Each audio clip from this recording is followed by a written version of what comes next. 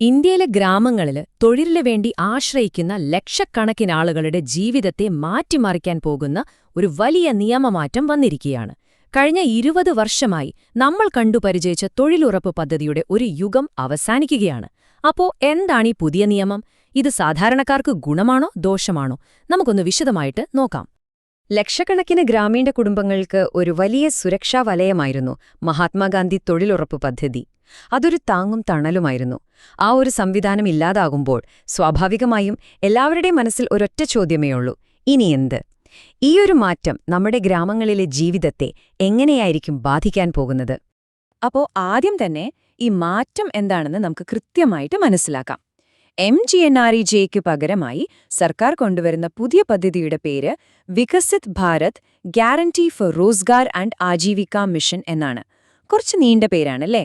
നമുക്കിതിനെ എളുപ്പത്തിനു വേണ്ടി VBG രാംജി എന്ന് വിളിക്കാം.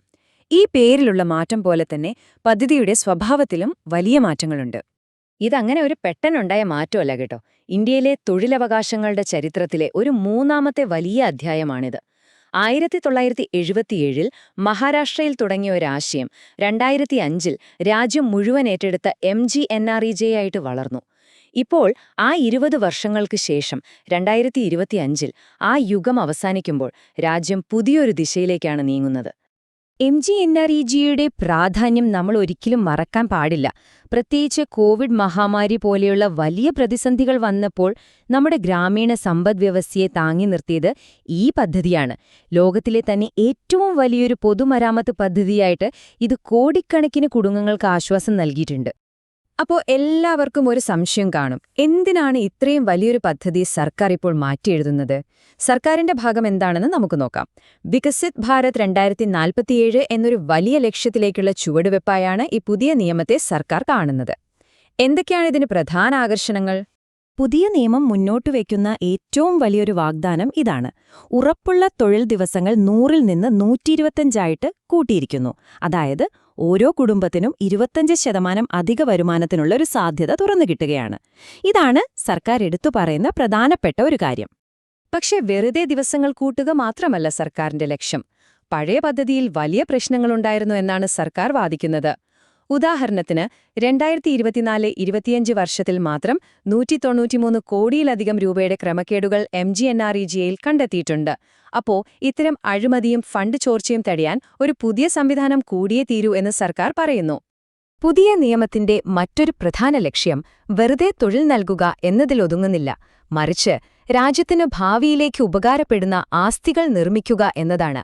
അതായത് ചെറിയ ചെറിയ ജോലികൾക്ക് പകരം ജലസുരക്ഷ, അടിസ്ഥാന സൗകര്യ വികസനം പോലുള്ള ഈ 4 പ്രധാന മേഖലകളിൽ ശ്രദ്ധ കേന്ദ്രീകരിച്ച് വലിയ മാറ്റങ്ങൾ കൊണ്ടുവരാനാണ് സർക്കാർ ശ്രമിക്കുന്നത്. പണം മുടക്കുന്ന രീതിയിലും ഒരു വലിയ മാറ്റം വരുന്നുണ്ട്.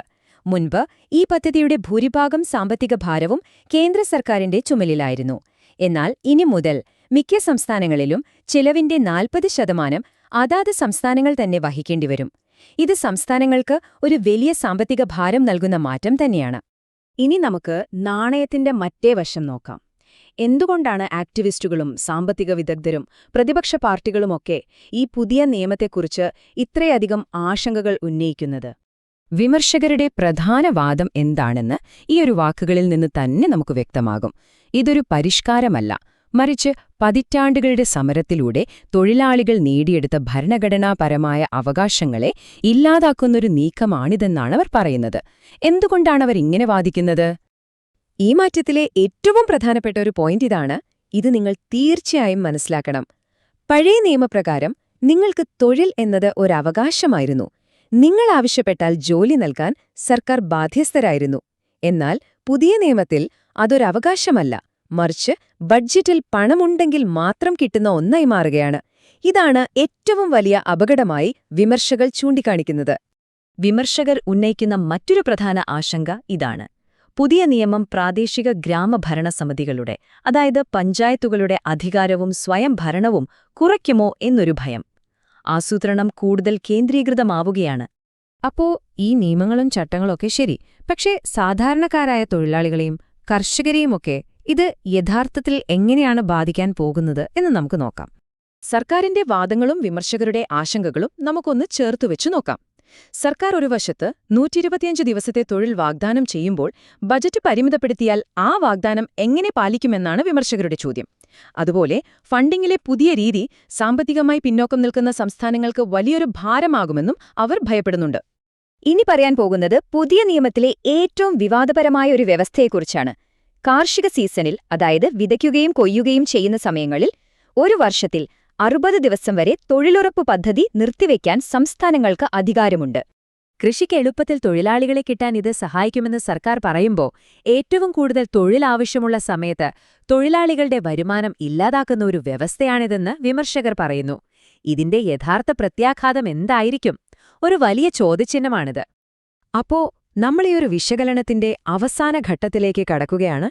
ഈ മാറ്റങ്ങളെല്ലാം ചേർത്ത് വായിക്കുമ്പോൾ നമ്മുടെ ഗ്രാമീണ മേഖലയിലെ തൊഴിലിന്റെ ഭാവി എന്തായിരിക്കും? അപ്പോൾ ചോദ്യം ഇതാണ്: കൂടുതൽ കാര്യക്ഷമവും സുതാര്യവുമായ ഒരു വികസിത് ഭാരതം കെട്ടിപ്പടുക്കുന്നതിനുള്ള വഴിയാണോ ഇത്? അതോ ദശലക്ഷക്കണക്കിന് ആളുകളുടെ തൊഴിലിനുള്ള അവകാശത്തെ ഇല്ലാതാക്കുന്ന ഒരു പിന്നോട്ടു പോക്കോ? ഈ നിയമം കടലാസിൽ നിന്ന് നമ്മുടെ ഗ്രാമങ്ങളിലേക്ക് എത്തുമ്പോൾ മാത്രമേ ഇതിന്റെ യഥാർത്ഥ മുഖം നമുക്ക് കാണാൻ കഴിയൂ.